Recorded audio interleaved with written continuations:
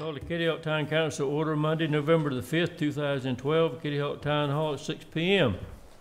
Welcome tonight. Ask you to join in a moment of silence and pledge of allegiance.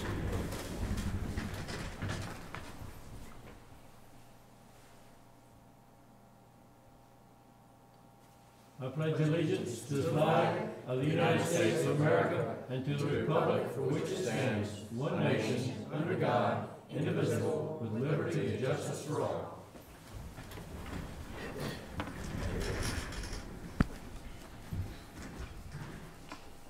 Next is approval of the agenda. Anybody have any changes to the agenda?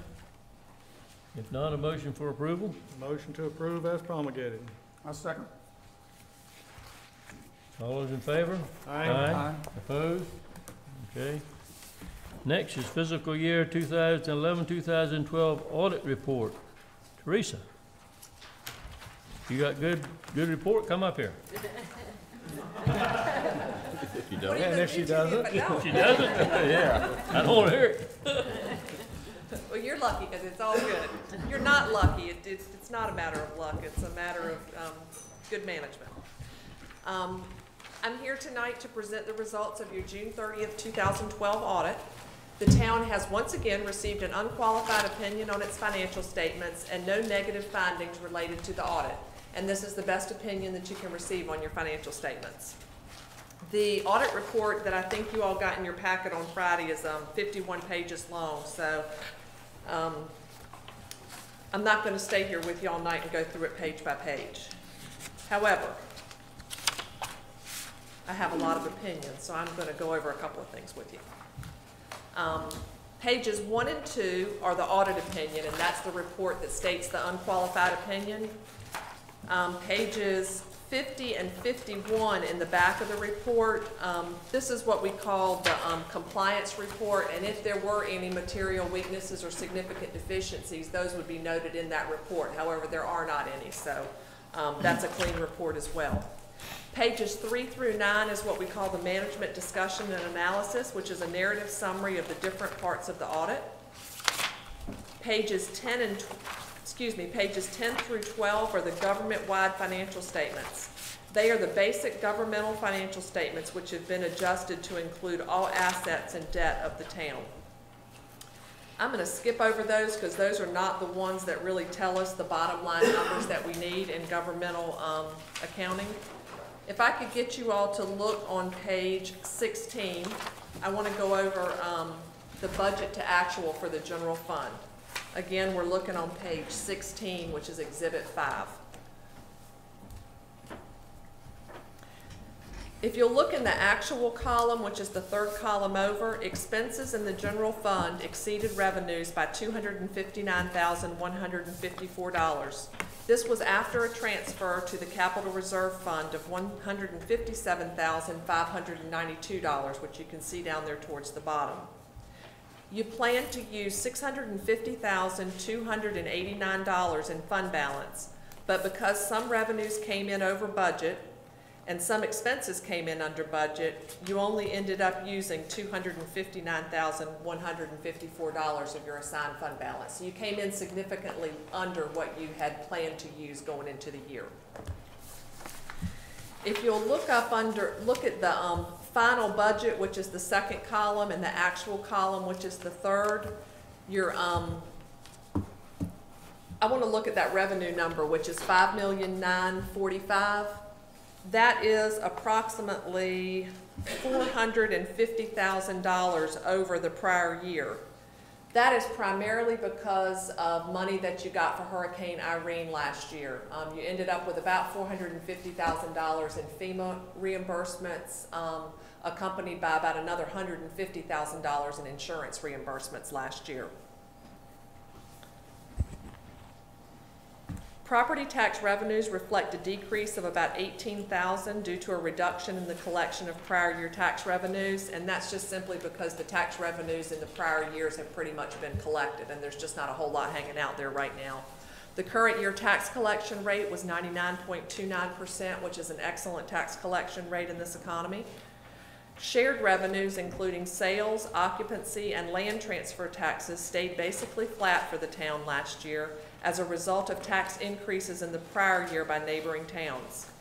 Other unrestricted intergovernmental revenues showed a slight decrease. Total expenditures in the general fund increased $450,000, and again, most of this was related to Hurricane Irene. There were some major capital expenses in the prior year which were offset in the current year by upgrades to financial software and the addition of part-time firemen.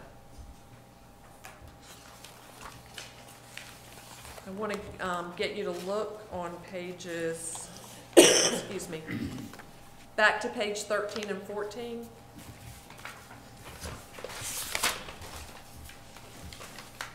Page 13 is the balance sheet for the general fund. If I could bring your attention to the bottom of the first column, which is the general fund column, you can see that your unassigned fund balance at June 30th, 2012 is $4,096,526, which represents 68% of total general fund expenses for the fiscal year. The board has adopted a fund balance policy that further restricts unassigned fund balance by setting aside an additional $3.5 million for emergencies. There is a detailed note on page 34 that shows this as a reduction from your total fund balance, leaving $596,526 available for appropriation. So I just want to point out that even though the $4,096,000 is what shows as assigned there are some notes that show how you further restrict another $3.5 million of that. Does anybody have any questions on that? The percentages or the unassigned fund balance? Pages 17 and 18 show information on the law enforcement officers pension trust fund and the fireman's relief fund. And then pages 19 to 34 are the notes to the financial statements. That's where you can find a lot of more detailed data on some of the numbers that are in the financial statements. The remaining pages of the report in the back show all of the information that you see up front just in greater detail. You're going to see a lot of line item detail in those reports on the back. But I think for you all's purpose, the two things that are the most significant and most important are the amount of fund balance that you plan to use versus what you used, and we talked about that, and then the amount of unassigned fund balance that's left. And again, after you pull out the $3.5 million, that's $596,526. All in all, I would say that the town ended the year in strong financial shape. The town has managed to maintain its tax rate in spite of declining revenues by cutting and holding the line on expenses. And that should just about do it for me tonight. I want to thank Mike and Marlene in the finance department who provided invaluable assistance to me. I was here for about 2 weeks back in August, and they provided a whole lot of help to me to get this report ready for you tonight. So good work to them and to everybody at the town. Anybody have any questions? Gary has questions. You have one. No, go ahead. You put your hand up first. Over on page 38, Yes. actuarial. What is your recommendation on how often they have to be done in order to keep up with that? And I ask that because I'm on the Tourist Bureau and they're thinking about doing them more often, so that's why I'm asking here. You're required to have it done every 3 years. The last time that you had yours done was 12/31/2010, so you can use that one for your fiscal year 11, 12, and 13. So that one's going to actually be valid for you for one more year. I think what I would suggest for the town is waiting until that 3-year period is up, and the reason is because you made some recent changes to your retiree benefits. I think I would kind of let things kind of level out with that, and then go ahead and have that study, because I think that's going to change your numbers. But I think you're going to be okay to go ahead and use that study one more year, and then All right, thank you. think you're going to be safe with that. That's all I wanted to know. That's it. You have a question? I did, and I kind of apologize for this because normally I would do this ahead of time with my. But you've been underwater, I know. Go ahead. Yeah. I was flooded. the law enforcement officers' special separation allowance. Yes. The question I have is, right now we're funding that, and it is that based on a state-provided requirement? They tell us how much, or is it based on something that we would do to figure out how much money we have to put aside for that? It's actually based on the same type of actuarial valuation that you have done for your retiree health insurance. In fact, the same company that does the one for retiree health also does the one for the law enforcement officer separation allowance. So the number that you see that is required to be funded comes directly from that study. Okay, and so that study would have taken into account that we're about to have additional retirees, so It does. they will keep up in terms of the requirement for that contribution. We don't have to worry that we're not funding that. You should not, as long as you keep funding according to that actuarial study, and that particular study is required every year. Because there can be so many changes in the makeup of your employees, that particular study you have to have done every year. So it stays very current. Alrighty. Okay. And I want to say that you've got a very, I'm sorry, if you give me just a minute to find the page.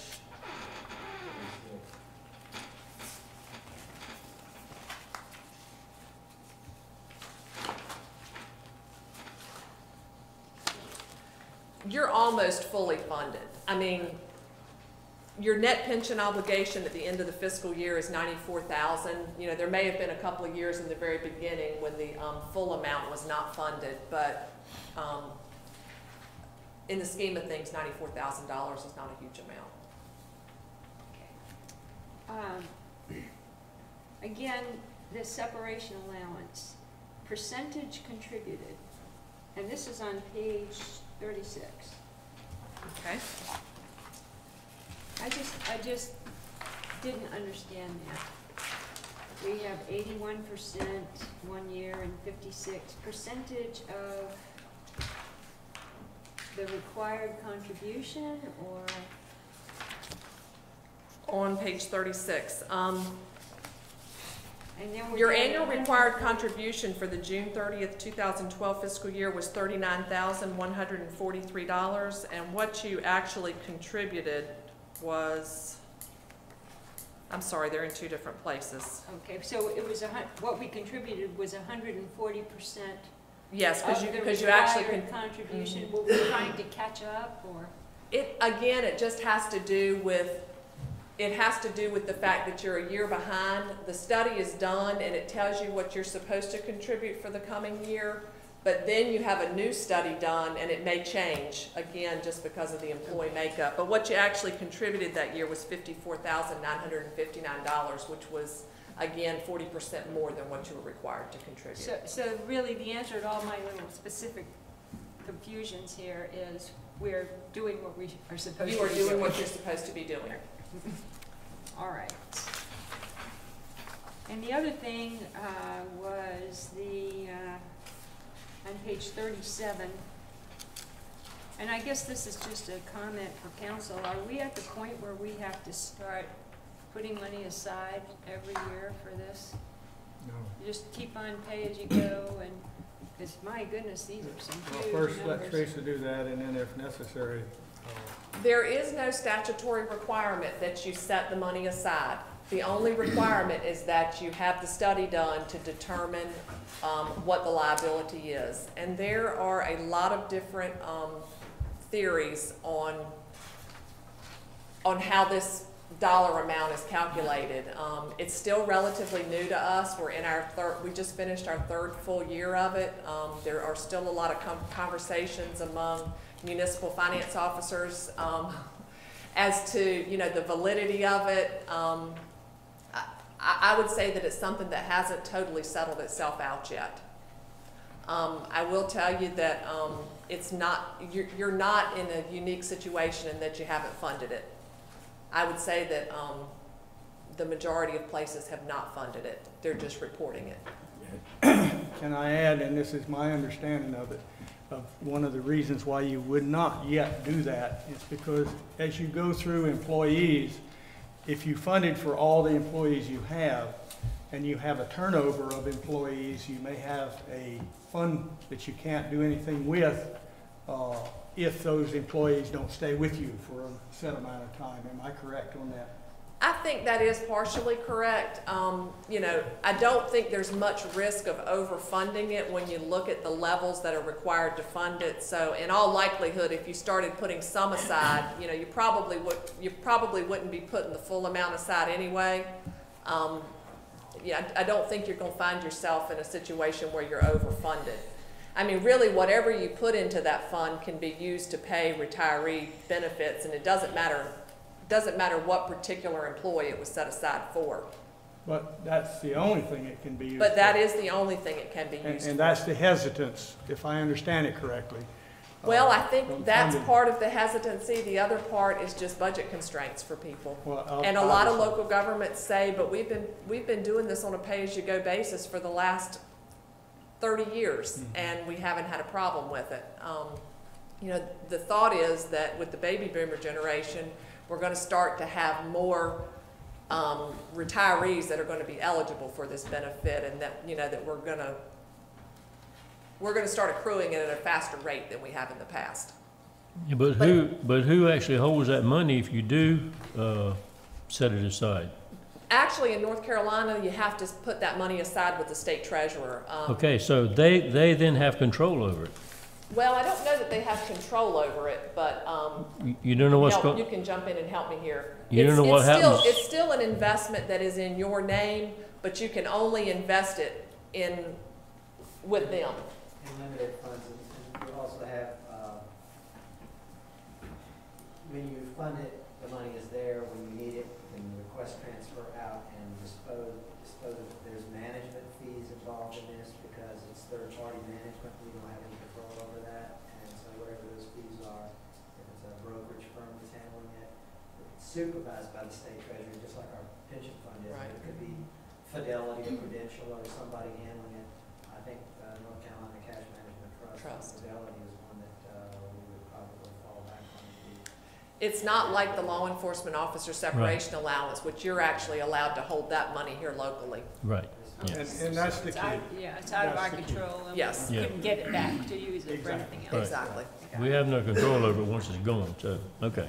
I say let's give it a little bit longer and kind of see how this plays itself out. I'll be staying attuned to any changes that happen over the next year or so, and you know, bring you back some updated information when I come back next year. Okay. And then my last one is on page 46, and it's the negative balance for the Sandy Run. That just has to do with the timing of the requesting for the grant reimbursements on that. That will work itself out in this fiscal year, and it probably already has. It was a very small, immaterial really to the total fund, but it just has to do with the timing of those reimbursements. That's it, thank you. Anyone else down here? No, no? Thank you, Teresa. Thank you all very much. Have a good night.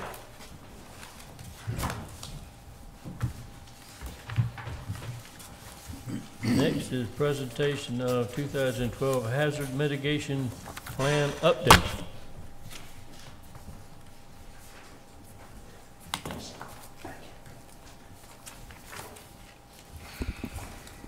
Okay, thank you, Mayor Perry, members of council. And what I wanted to present you with this evening is this is a new step in the process for us this year. On an annual basis, the Planning and Inspections Department does work with the Community Rating System and its related agencies on all of those things that we do as a town to help reduce the insurance rates for our citizens. As you're aware, we have most recently been granted we actually have the, I guess it's technically the lowest score, which is the best as far as any community on the Outer Banks, as far as having our citizens are paying at the lowest rates, I think along with Nags Head as well. And in order to do that, one of the things we have to do on an annual basis is sort of it's not technically an audit, but we have to put together a good bunch of information for the folks who are making that determination to let them know what we are doing on an annual basis to achieve some of the goals that they've set out for us, be sure we're still getting the points that they've assigned to us.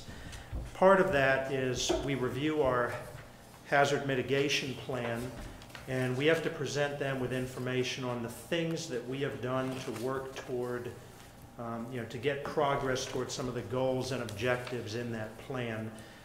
And in years past, we've just had to provide them with that information. Last year, we gave the council a copy of this report. This year, we are required to present it to you at a public meeting. So I did want to hand this out. It's something fresh off the presses. And without taking up too much time, I'd certainly be glad for you to look over it, and you're welcome to send me any questions you have on the information here. But I did want to just highlight a few of the things that the town has done toward achieving flood damage prevention and dealing with other hazards. And I'll just touch on, I just highlighted a few things here that really show the diversity of things that we've done. And it's not just one department, it's a variety of the town's departments. Everything from public works, maintaining and repairing sand fencing along the beach, working together, the town manager in particular with the NC Department of Transportation on development of a stormwater management plan, as well as beginning the permitting process for looking at permitting some of the improvements recommended by that plan. As a town manager, heading up the annually reviewing and updating our storm preparedness, response, and recovery plan. Planning and Inspections Department advising contractors and homeowners and other interested parties on ways that they can reduce flood damage, things that they can do to help protect themselves and their valuables before and during a storm, including things like developing outreach brochures that are sent out twice a year, sending out, putting information on our website, putting articles in our newsletter that goes out to our citizens. Includes things like the police department at some of the times they meet with homeowners associations during the year, and encouraging residents to inventory their belongings, their possessions, so that should a disaster hit or should they be burglarized, it's helpful in working with insurance companies on that. It's notifying people through our management assistant plays a key role in this as well, but notifying people of storm threats, necessary storm preparations, evacuations by television, radio, town and county websites, special editions of our town newsletter, even door-to-door visits from the fire department in some cases. It's entering in, as we prepare for storms, entering into contracts annually with private contractors and others to provide necessary equipment and services should a storm hit and our own resources are overwhelmed. It's all of those types of things, and that's what we've included in this update and letting the state know the kind of progress that we've been making during 2012 toward the goals and objectives in this plan. So again, we just wanted to highlight those for you, give you an opportunity to look those over, and certainly ask any questions as you have a chance to, but we'll be submitting this to the state in order to hopefully maintain our good rating with that program. I'd be glad to answer any questions you might have at the moment, though. When do you have to submit this? It'll be submitted tomorrow. Oh.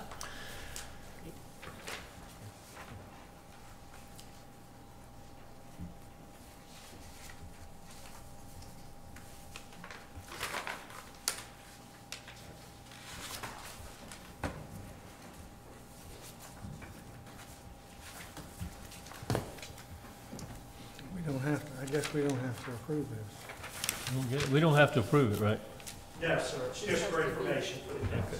Just has to be presented, I guess, is the new thing. Present it to us, I think it's part of the process. Yeah, Public comment. Any public comment tonight? No public comment? Okay. Consent agenda. Motion for consent agenda? I move to approve the consent agenda. Second. Okay, any discussion? All those in favor? Aye. Opposed? Okay.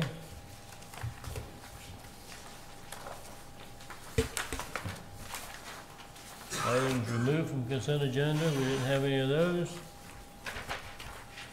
Unfinished business. Text amendment. Electronic gambling operations, gaming operations. Community Shopping Center, Mall Center, BC3 District. Gaming, okay, gaming. The Freudian slip there.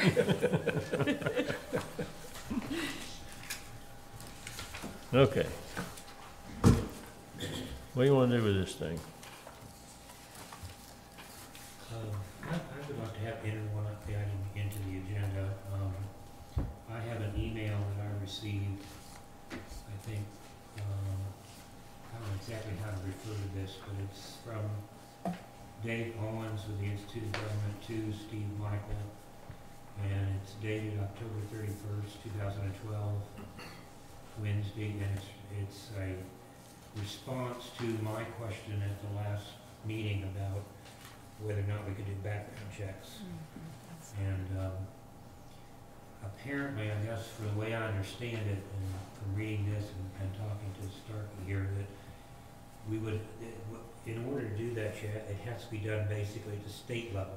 In other words, legislation through a licensing through the state could include a background check, but apparently since we don't have licenses, and this is a zoning issue, not a licensing issue, therefore we can't do it.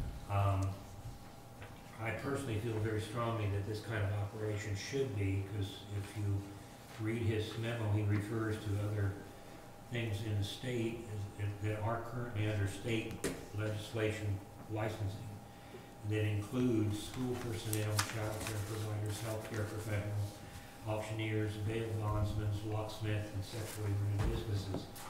And it doesn't mention ABC, the sales of liquor, but we know that that's included too under their legislation.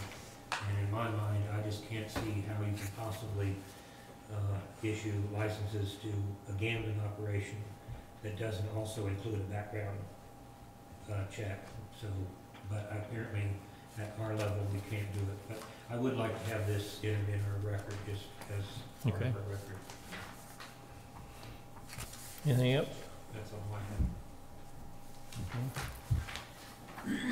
have. My comment on this is that I think it's probably a decent interim measure so that we can kind of wait out what the courts are doing and at least have a place in town where we have a zoning that allows for some type of gaming business. I guess my feeling is that if I were interested in running this kind of business, this would certainly deter me from trying to pursue it because of the limitations. And, you know, it's an accessory use, only 2 machines, that kind of thing.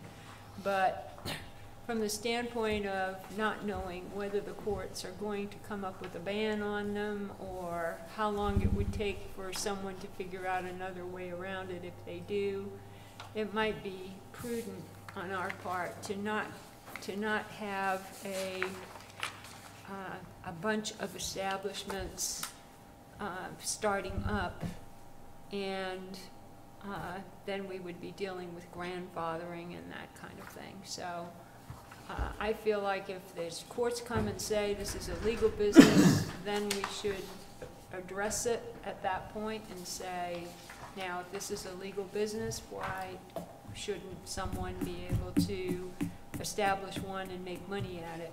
But I think this is a good way of maybe holding back on that until we know how the courts are going to decide. That's sort of my feeling. I think whatever the court does, then I think the state legislature is going to do something anyway.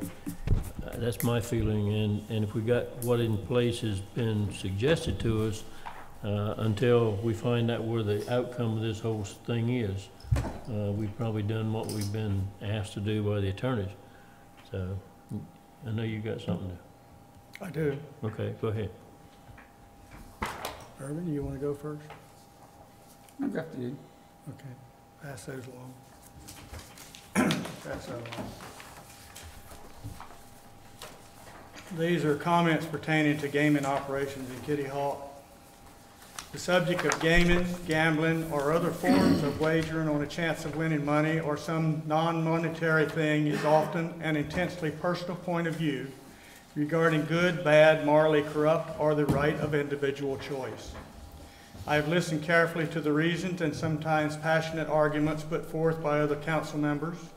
Unfortunately, with one exception, none of the citizens of Kitty Hawk have come forth in either public hearing or written comments to advise this council what a majority of the public we serve feel on the subject. Councilmember Reed put forth an argument that gaming in this instance should be a land use issue, thus allowing council the decision whether to permit such use. However, the NC Court, in this case, has made his argument moot on the subject of gaming. Legal advice from both our attorney and the Raleigh School of Government indicate we can regulate in the best interest of the community where to allow gaming, but we cannot eliminate it altogether. From that perspective, we are faced with deciding where is the best place to allow a business that the court has determined to be legal. We must make a determination on the amount of restrictions that can legally be placed on this enterprise to prevent unnecessary lawsuit. The place chosen needs to have the least adverse effect on the people of this community and services such as policing, code enforcement, or other undesirable impact. As a member of your council, I want to base decisions whenever possible on what the majority of Kitty Hawk citizens want. In this case, you have not spoken, so I submit the following for consideration and possible motion to action based on the research available to me. If we are going to amend the town code to allow gaming in the BC3 district, then it should be to permit a standalone business vice accessory. My reasoning is as follows. The current draft text amendment is clearly intended to discourage any attempt at permitting gaming in an area of the town properly zoned for a business of this type. Such an attempt to inhibit a business sets the town up for a potentially costly lawsuit that may have merit under the court ruling on the subject. Gambling is all around us. The state runs a lottery but doesn't want other gambling. The Lions have bingo, and if one drives by on Wednesday night or Tuesday night, the parking lot is overflowing. School raffles, corporate surveys with possible prizes, and the list goes on. The court has declared this a legitimate business, and we must treat it as such. Because gaming is a type of business that may require additional policing or other services, the town should add a fee per machine to cover any unintended consequence. This fee should not be for the purpose of adding general revenue, but put into a separate fund marked for a specific use. This would discourage any thinking that council is permitting gaming as a means of additional general revenue. Now, as to the proposed ordinance, recommend the following changes to the listed conditions. 1, strike items 1, 3, 4, and 6. And I'll read these into the record. Item 1 is electronic gaming operations shall only be permitted as an accessory business use to a permitted principal use. 3, an electronic gaming operation shall not exceed 10% of the gross floor area of the principal business use. 4, each electronic gaming operation shall be limited to a maximum of 2 electronic machines or devices. And 6, the electronic gaming area must be visually separated from the principal business use by a wall. The second change would be to discuss item 8. I have mixed feelings on that restriction. Item 8 is signs visible from outside the business that advertise the electronic gaming operation are prohibited. Signs are allowed inside of the business to direct customers to the gaming area. It seems to me that the alternative to this would be to do nothing until the Supreme Court clears up the issue once and for all. Since the issue has already been heard by the court, issuance of a final ruling should not be that far off. Finally, I cannot in good conscience vote for the ordinance presented to us unless changes are made to ensure discriminatory bias is removed from the current restrictions. Those are my thoughts. Those are your thoughts. Well, Gary, I'm going to vote for the ordinance as it's been presented to us. Now, the points you made in this were very, very clear, and I agree with a lot of those points. If it was a issue that we're doing it for the rest of the time, it was like for here to eternity, I would want to be as specific as you were on these things here. But I think that this is a stopgap measure, that we're doing it until we get a ruling back from the Supreme Court. We've been advised by our attorney, we've been advised by Ducker as well as Owens with the Institute of Government to do something. And I think that that's where I'm going to go on. But I do agree with a lot of things you said in this thing on the long term. But this is not a long-term measure we're taking now, it's short-term. That's my feeling. Actually, it's a short-term thing till we find out what's going to happen, and I think legislators going to take this thing up as soon as the court, if it rules against them, or either take it further. As the attorney, my thing is either leave it alone or do what we've got until the decision's made. Do you feel that we need to do something? Is that? No, I think what you've got is along the line, I was actually at one of your earlier meetings when Steve wasn't here, when you started talking about this. So this is going back several months, and it's been well thought out, and I follow exactly what Commissioner Perry mentioned in terms of his thought process. But you're all stating what your intentions are, which is to keep track of this and follow what happens at the state level. And I think you're safe if you stay with what you're doing.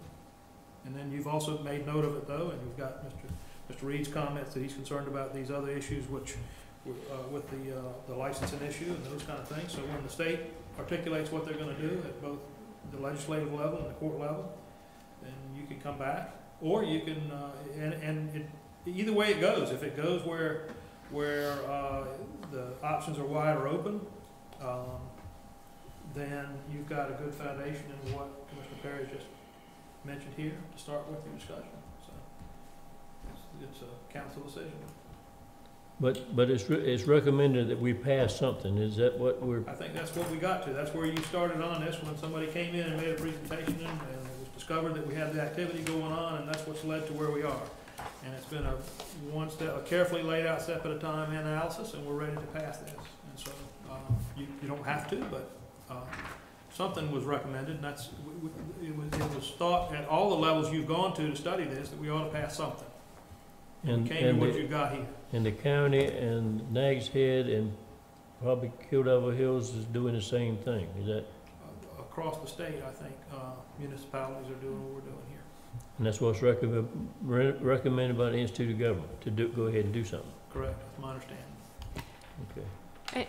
And that's my reason for going along with doing something until. Okay. That's. The other thing is, and I do agree with you, Gary, if this is all becomes legal and the state legislature passes something, I think we need to allow a legal business to make a profit. But what I think is, though, even if we do pass this, if somebody wants to come in and open up that business and they think this is too restrictive, there's nothing to stop them from requesting a text amendment so that they can go forward with it. It's not like an automatic lawsuit if they think we're trying to show bias against their business. if they come in with a text amendment request, there's a process that we can go through. Public hearings, we follow the process, we still are the decision authority for what happens with that business. So nothing stops people from doing that. If I could add to that sort of, at the last meeting, obviously, I mean, I expressed my opinion, and I think from a land use standpoint, I object to being forced to do something like this, but I won't argue that anymore. But I will reiterate something that I've done both as a planner and as a councilman up here, to advise or at least suggest that when you do something like this, I think you want to make it as restrictive as possible, because what you're doing is you're opening a door. If you open the door wide open, you won't close it. It will never get closed. So, like Emily's saying, basically, okay, you open it, and we maybe avoid a lawsuit, but we're keeping it as restrictive as we possibly can. And it may increase more. I mean, we may have to open it more. But if you open it wide open and don't put restrictions on it, which I'm afraid what Gary's suggesting might be a little bit too wide open in my view, you can't go back. I mean, it's virtually impossible to go back and say, well, now we're not going to let you do this anymore. We're going to add all these additional restrictions. So I always suggest that you start out the most restrictive, and then if you have to on something you don't really want to have, you can ease it up later, as Ed was suggesting. So. Well, the only argument I would put to that is the most restrictive is to do nothing because it's not allowed anywhere in town. Okay, that's your most restrictive, so let's be clear on that. That's what I prefer to do, but okay, and you can do that. Well, It's been suggested by the School of Government to do this. It has not been mandated by anybody to do this. That's right. So just keep that in mind.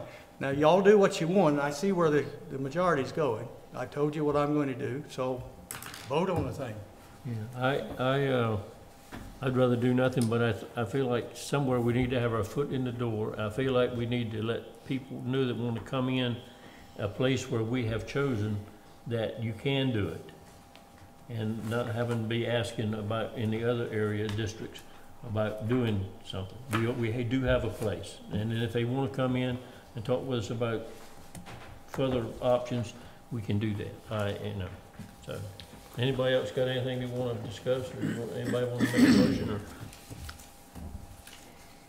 And your comments tonight are gonna go in the record, so that later on, when somebody comes in here and has something to propose to the town, they're not stuck with what you've adopted or whatever, or haven't adopted tonight. They've got a record of what the council said tonight, and in these discussions over the past couple months to refer to. So,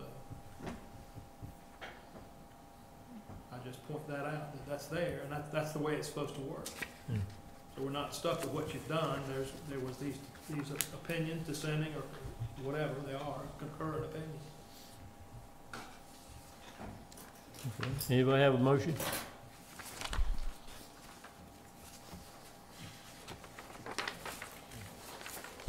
I'll do it. Do it. I move to adopt the proposed text amendment to add section 42-252C17, allowing electronic gaming operations as a conditionally permitted use in the Community Shopping Mall Center BC3 district, subject to the listed conditions. Town Council finds this amendment to be in the public interest by creating reasonable provisions for the establishment of electronic gaming operations while including appropriate safeguards and conditions to mitigate potential negative impacts from the use. Additionally, the Town Council finds that the proposed text amendment is not in conflict with the town's adopted CAML land use plan. second. Okay, we have any more discussion? All those in favor? Aye. Aye. Opposed? No. It's 4-1, okay? and I respect your opinions, and That's I fine. think it may be, you know, at some point we may want to go there. You want me to say I don't respect yours? No, I'm not gonna do that. But I mean, you I'm made, outvoted, let you it go. you made a good argument on, you Get know, over it. maybe some good reasons. Okay, all right. New business. Amendment to the town code, section 18-7, 2453, 2454, and 2455, carrying concealed weapons. Mr. Mayor, recently the town attorney sent me some information relative to changes in the North Carolina General Statute for the regulation of carrying concealed weapons. The general statute was amended in 2011 by the North Carolina legislature. In order to be compliant with the North Carolina statute 14-415.11C and 14-415.23, the town ordinance needs to be amended to reflect the definition of a municipal recreational facility and designate such. The term park is presently used in the ordinance. The statute also allows local government to post signs prohibiting the carrying a concealed weapon. The statute now covers the prohibition of carrying a concealed handgun. The present ordinance prohibits the carrying of firearms in the parks, but this prohibition can no longer be used in the ordinance. And the amendment proposes revision of section 18-7, section 24-53, section 24-54, and 24-55. Okay. Does everyone understand what we're trying to do here? I just wanted to raise, this really, the only regulation we can apply is to town public property. Is that correct? Yes. In other words, the beach out there, we can't do it. That's not town property. That's not town property, that's correct, yes, sir. And this just mirrors what the state regulations say. That's correct, just mirrors what the state regulations Do you say. understand why they changed that? The only reason I know is I took that course, that concealed weapons course. I didn't get the permit, but I took the course. And the term concealed weapons never intended anything other than a handgun. Didn't include knives or any other kind of implement that could be considered a weapon. And I didn't know that until I took the course. It was so confusing that they changed this to say a concealed handgun, because nothing else Nothing else is. applies. So that's the reason it was changed. Okay. So with that in mind and understanding what they're doing here, I move approval of the amendment to the town code, specifically section 18, tax 7, section 24, tax 53, section 24, tax 54, and section 24, tax 55, to comply with the North Carolina General Statute 14, tax 415.11, parent C, and 14, tac 415.23. I further authorize the mayor to sign and the town clerk to attest said ordinance amendments. Second. Okay. Can I, maybe I'm missing something here, but in the changes that were underlined, those are the changes, right? Yes, That's underlined yes. in the ordinance itself. Yes. It says, the town shall post signs prohibiting the possession of firearms, air guns, slingshots, bow and arrows, or concealed handguns. So it's just the concealed handguns part that's changing. Right. But in our case, we're also banning all that other stuff. That's right. You can't use the general term concealed weapons. Okay. Never included anything. Any but of the handguns. others, all right. Okay, I'm done, I'm okay. Okay. Any other questions? All those in favor? Aye. Opposed?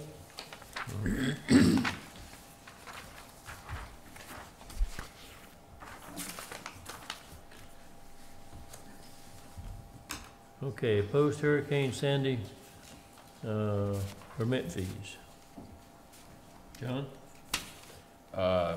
Yeah, Joe had brought this forward. Has to do with waiver of building permit fees from October 29, 2012 to July 29, 2013 for damage associated with Hurricane Sandy. We had many hundreds of properties between the highways were damaged, and in the aftermath of Hurricane Sandy. Majority of this damage was due to flooding. As property owners deal with insurance companies, mortgage holders, and contractors, it's important to allow enough time for them to resolve any issues and make repairs. Following Hurricane Irene, the council voted to waive building permit fees associated with storm damage repair for a period of 6 months. The fee waiver was later extended an additional 3 months. Rather than adopting a shorter time frame and requesting extension later, Joe is asking council to consider waiving permit fees until July 29th, which would be 2013, which is a total of 9 months. As an alternative, the council could consider fee waiver requests on an individual basis. So. Well, a lot of them's probably going to be in the spring before they even get to doing anything. Possibly, yes, sir. I make a motion, I move to waive permit fees associated with Hurricane Sandy, damage from October 29th, 2012 through June 29th, 2013. The fee waiver is not intended to apply to new construction, additions, or repairs, and improvements not associated with the damage from Hurricane Sandy. I second it with the comment that I think it's supposed to be the July, not June. You said June. Oh, sorry. You meant that to July? I meant in July. July. You second it, Second it for July. July. Any more discussion? All those in favor? Aye. Aye. Opposed? Okay. Next, reports and general comments from the town manager. Yes, Mr. Mayor, I just wanted to kind of summarize the past last week that we had with Hurricane Sandy. Our preparations for the hurricane began on Friday, the 26th of October, at which time I met with the department heads to ascertain our readiness for the hurricane. At that time, we were functioning with normal staff levels and did not see a need to add additional personnel. Over the weekend, we were in contact with the county's Emergency Operations Center and obtained briefings on what problem existed on Sunday. We continued to get updates on conditions throughout Sunday, and then on Sunday night, the overwash began at high tide. The ocean took out sections of the dunes on the north end and severely damaged NC-12. On Monday, the water was still rising between the highways and began to flood US 158. The police department closed traffic on US 158 and detour traffic through Bay Ridge, First Flight, and Harbor Bay subdivisions. We also experienced flooding on NC-12, Lindbergh Avenue, and many of our side streets between the highways. On Monday, we received 6 pumps from Chesapeake and 6 pumps from NCDOT. NCDOT positioned 3 pumps at the bathhouse in an attempt to draw down the floodwaters on US 158. On Monday, in anticipation of the pumping, we obtained our permit from the Division of Water Quality. On Tuesday, October 29th, US 158 remained closed, and our attention shifted to the possibility of flooding from the sound side. Luckily, the sound side did not flood as expected. On Tuesday, we positioned more pumps on the streets between the highways, and NCDOT continued to clear the sand from NC-12. On Wednesday morning, the police department was able to open US 158 back up to traffic. As of Thursday, some of the side roads had enough water receded that traffic was allowed to access the neighborhoods. However, NC-12 remained closed due to pumping and removal of sand. On Thursday, we had some 15 pumps operating to remove the flood water. Businesses were allowed to open up along NC-12, but persons were not allowed to access the businesses from NC-12. On Friday, we were continuing to pump with 12 pumps on NC-12, and that was clear, which was clear from White Street to Kitty Hawk Road. On Saturday, November the 3rd, we had 10 pumps on site, And RPC was contracted by NCDOT to start working in the distressed section of NC-12, rebuild the dune, and remove the sand from NC-12 north of Fonk Street. On Sunday the 4th, the water had receded at most locations, and the number of pumps was reduced to 1. So as you can see, there was quite an effort that we had, and I wanted to recognize the fine work that was done by our departments, specifically the fire department, police department, public works, our planning department, finance department, and our administrative staff. All of that was in preparing before the hurricane, during the hurricane, and after the event. I think everyone did an exceptional job in handling all aspects of the storm, and we had quite a few residents compliment on the employees' performance. I just wanted to recognize them on that.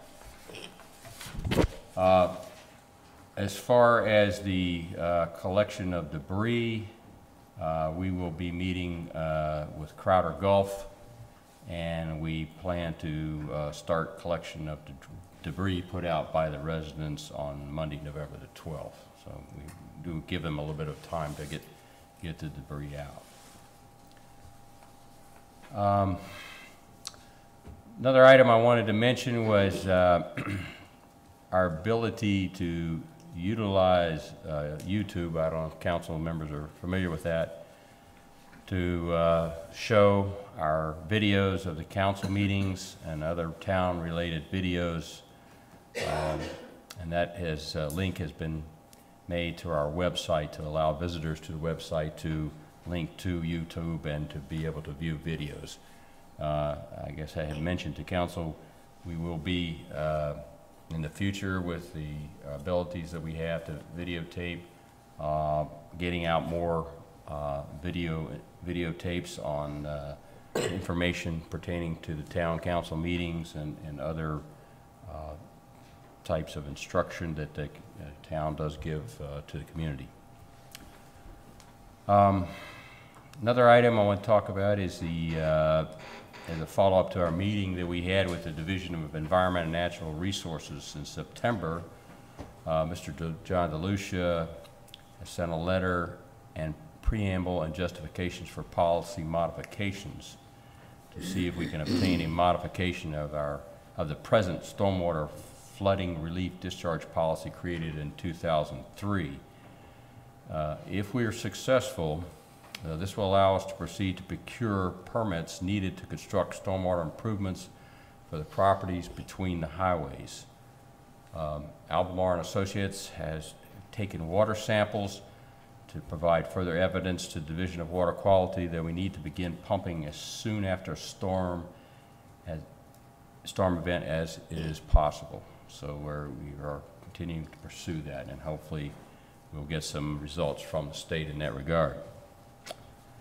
So I also wanted to mention we had a compliment from Eileen Cheney of Elizabeth City about professionalism. One of our officers, Officer Deaton, Mrs. Cheney was in an accident on the afternoon of September 16th this year, and she said the police department's response was timely, and Officer Deaton was very professional, courteous, and compassionate. Also wanted to mention we had a compliment from Susie Krause and David Edwards. They wrote in and wanted to thank the Kitty Hawk Fire Department for saving their home on Tuesday, October the 30th. This fire erupted in their utility room, and the fire department was able to respond in time to save the rest of the house, so it was contained. She was appreciative of that. One other item is we have agreed to allow the insurance commissioner to conduct an insurance assistance center here at Town Hall this Thursday and Friday from 8:30 a.m. to 5:30 p.m. for people who have questions or complaints about filing insurance claims in the wake of Hurricane Sandy. So we'll have some ability to help people in that regard. That's all I have this evening, Mr. Mayor. Okay, Town Attorney? I have nothing. Nothing. Reports, general comments from the town council. Richard?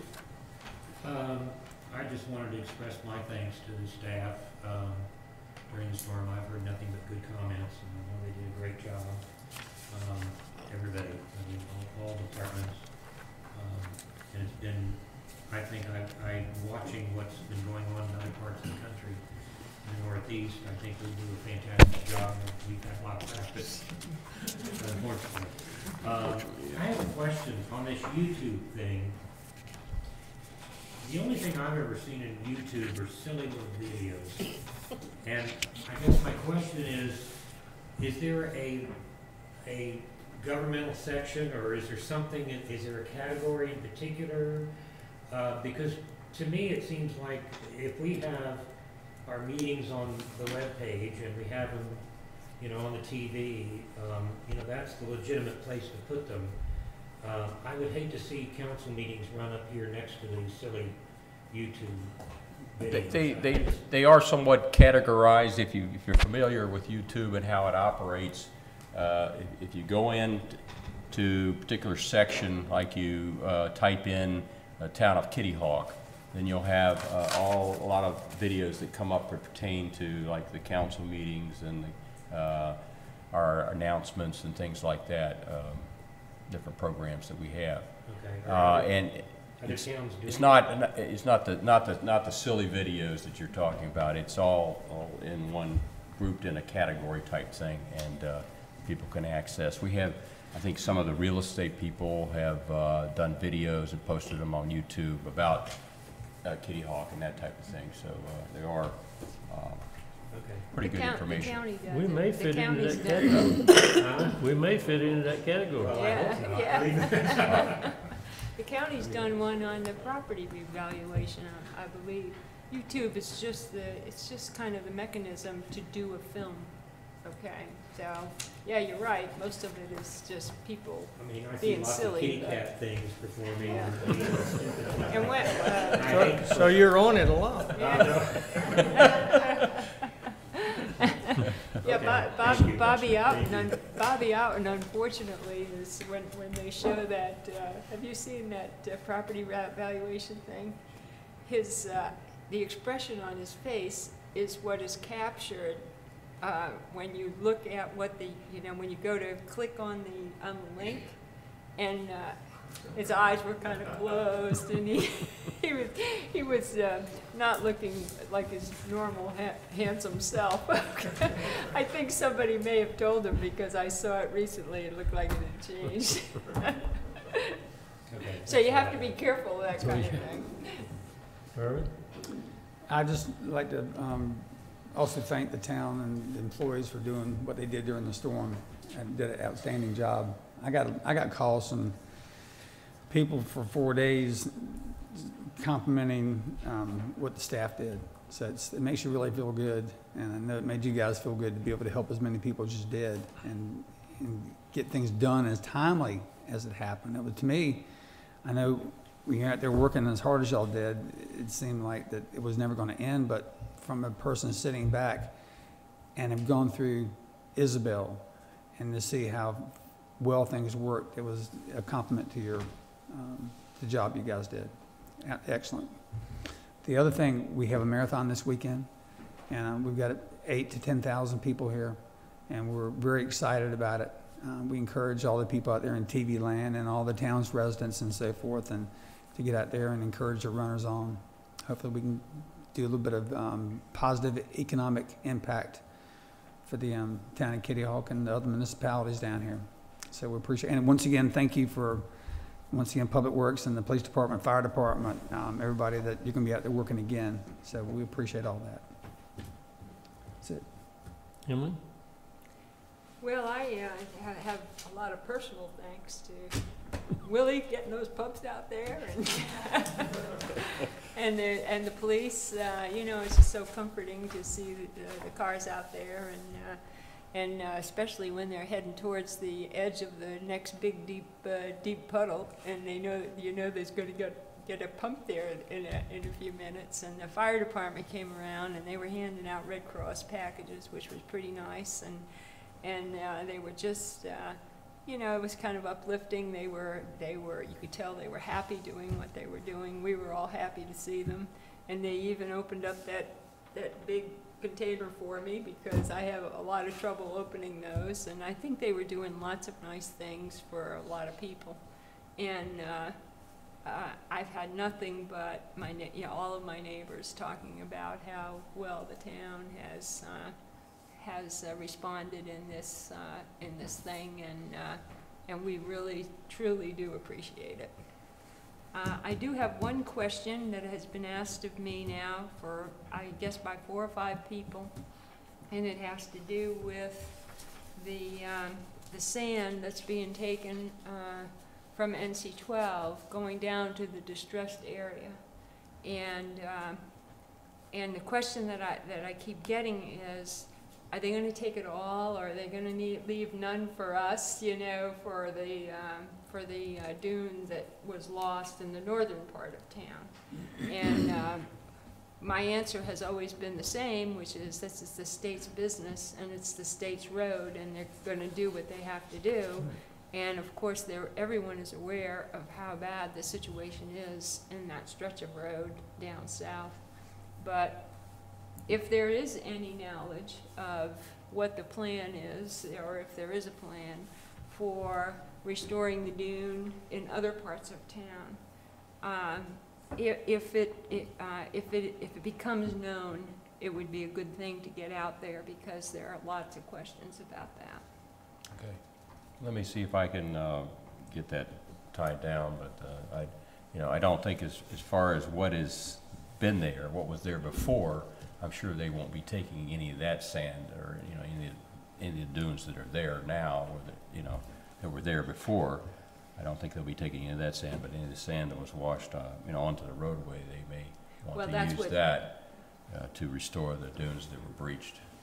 Yeah, down south. And I guess the question is, the trucks are all loading up in the northern part of town. Right. And so the question then becomes, is there going to be any left to put the dune back together over on this side?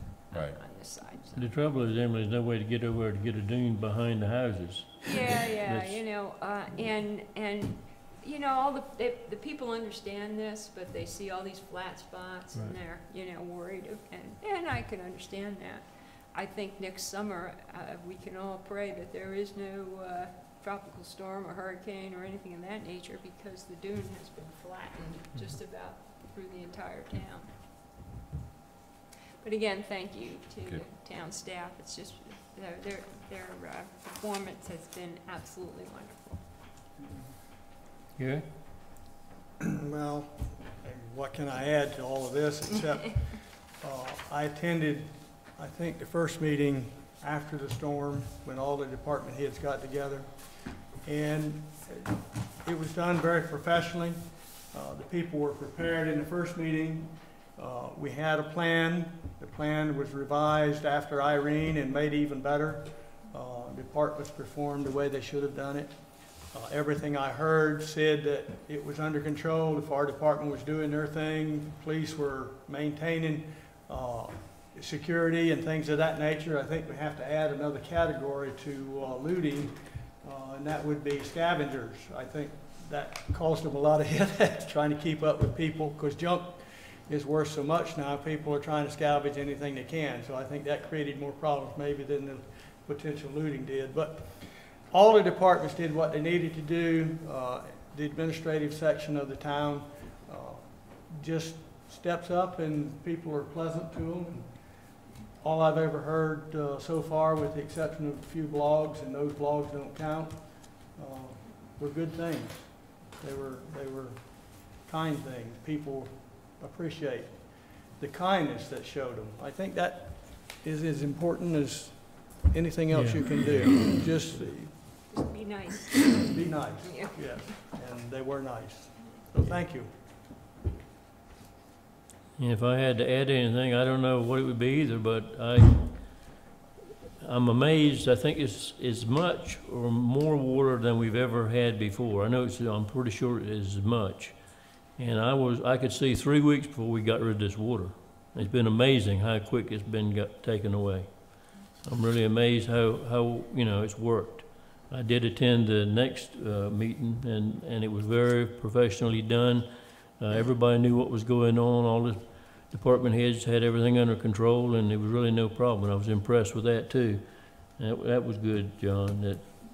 That meeting, I really enjoyed being there, and the public has been just thankful for what you've done out there, and I am.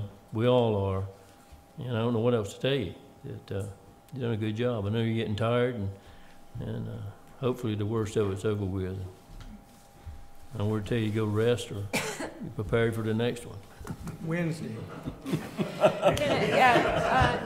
There is one thing I would like to add, and that is DOT has been just wonderful. Getting all those pumps out there for us, and those guys are all so happy, and I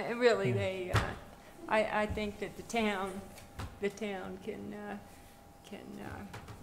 send them a thank you. Yeah, and I had some comments about the state that one person said, you know, they were even pleasant and worked with trying to help this time. They're really nice. I mean, talk to you, and I guess in previous times there'd been some complaints, and this time they really got good marks too. So thanks to everybody that has worked hard. I don't think we're gonna get washed away this Wednesday. I don't think, but who knows? Pumps haven't been returned yet, right?